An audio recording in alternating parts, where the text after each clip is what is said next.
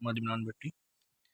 आज एक new reported judgement के साथ ये आपके सामने है, मुसम्मद कौसर माई वर्सेस SHO एक्सेट्रा। तो ये जजमेंट जो है ना अप्रूव फॉर रिपोर्टिंग हुई है। इसकी जो डेट ऑफ हियरिंग थी 28/2/2025 की है। लेटेस्ट जजमेंट है मिस्टर जस्टिस अनवारुल हक पनवा साहब की ये जजमेंट है। तो एज़ यूजुअल जो इसकी हम एक समरी देखते हैं उसके ऊपर आ जाते हैं। ये केस जो है 491 CRPC के जो पिटीशन फाइल करते हैं unlawful detention and police misconduct के ऊपर जो है ना ये बेस करता है। मुसम्मद कौसर माई वर्सेस SHO 2025 LHC 1007। अब इस केस का इंट्रोडक्शन यही है कि ये Lahore high court Multan bench में ये केस जो है ना वो सुना गया और केस नंबर आपके सामने है। पिटिशनर इसमें जो है मुसम्मद कौसर माई है।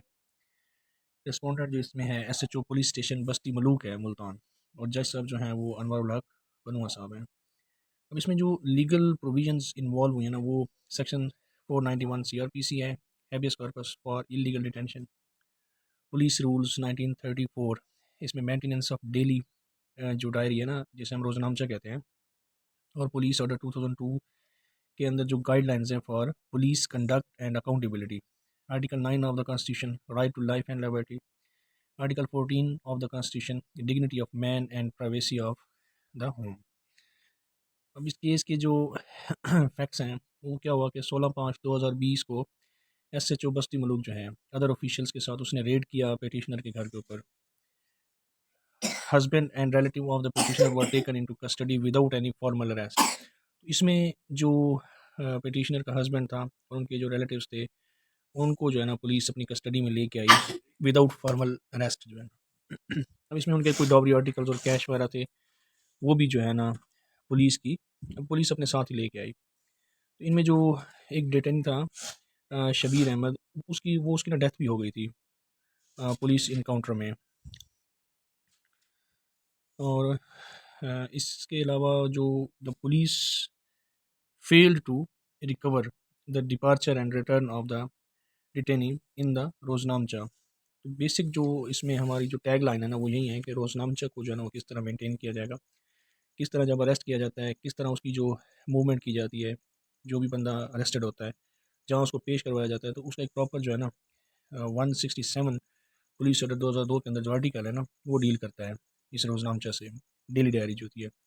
इसमें जो लीगल इशू आइडेंटिफाइड है कि unlawful detention, no formal arrest और entry in the daily diary. दूसरा क्या था कि एक फेक इनकाउंटर था जिसके अंदर डेथ का जो है एलिगेशन था। तीसरा इसमें वायलेशन ऑफ पुलिस रूल्स की बात हुई कि उसमें मेंटेन नहीं किया जाता रोजनामचा जो एंट्रीज़ हैं, और no record of police movement और डिटेनी कस्टडी। ठीक है, पुलिस की मूवमेंट और वो जो डेटनी होता है उसकी जो कस्टडी है ना उसके मूवमेंट के हवाले से भी कोई एंट्री वगैरह नहीं थी। ये लिहाजा जो है ना वायलेशन ऑफ फंडामेंटल राइट समझी जाती है। इसमें right to liberty and dignity of जो है ना वो कंप्रोमाइज़ जो है ना वो, जैसे हम आर्टिकल 9 और आर्टिकल 14 की बात करते हैं। तो अब इसमें पुलिस की जो पावर है उसका एक, जैसे उनकी abuse of police authority and misconduct जो है ना, ये चीज़ें इसके अंदर जो है ना हाईलाइटेड है। अब इसमें कोर्ट की ऑब्जर्वेशन क्या थी? The court stress the importance of maintaining both manual and electronic roznamcha to ensure transparency. तो ये हमारी टैगलाइन थी जिसके अंदर ये था कि कोर्ट की तरफ से जो है ना डायरेक्शन दी गई कि इलेक्ट्रॉनिक एक रोजनामचा हो और एक मैनुअल रोजनामचा हो, और उसमें चंद पॉइंट जो हाईलाइट किए गए हैं वो जो है ना मैं नीचे डिस्कस करता हूँ ये। अब इसमें ऑनरेबल कोर्ट ने जो इश्यूज़ जो डायरेक्शन इशू किए हैं उसमें पहली ये है कि जो भी अरेस्ट होगा उसकी फ़ौरन जो है ना एंट्री होगी उस अरेस्ट की मैनुअल और कंप्यूटराइज रिकॉर्ड के अंदर। और जो भी उनकी दूसरा पॉइंट था कि जो भी मूवमेंट होगी एक्यूज़ की उसको क्या करना चाहिए, मैनुअल और जो इलेक्ट्रॉनिक रोजनामचा है कंप्यूटराइज जो रिकॉर्ड है उसके अंदर अपडेट करना पड़ेगा। डाटा इंटेग्रिटी की बात की है कि manual record must be written with ball point pens to avoid tampering. ऐसा ना हो कि बॉल पेन के साथ लिखने का कहा गया ताकि टैंपरिंग ना हो सके।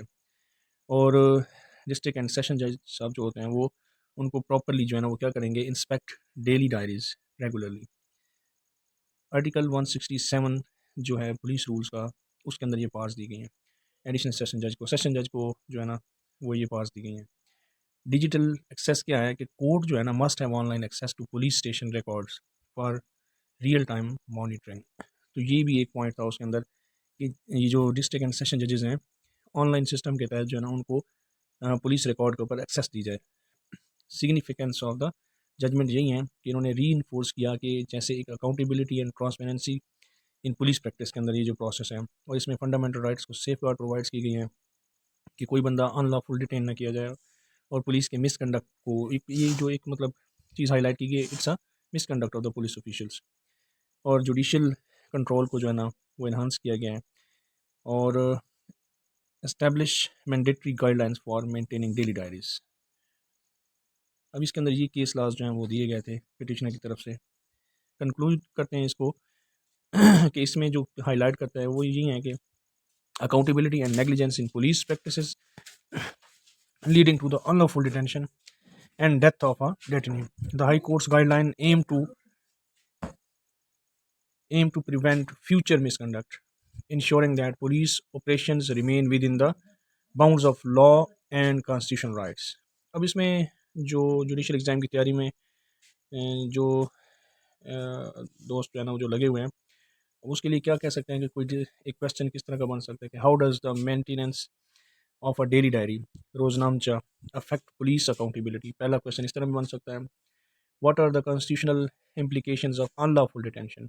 ये दूसरा क्वेश्चन इस तरह का भी आ सकता है, how can digital system improve the integrity of police records. ठीक है, by studying this case students can understand the importance of lawful arrest procedures, the maintenance of accurate records, and the protection of fundamental rights within the criminal justice system। तो ये एक reported judgement थी।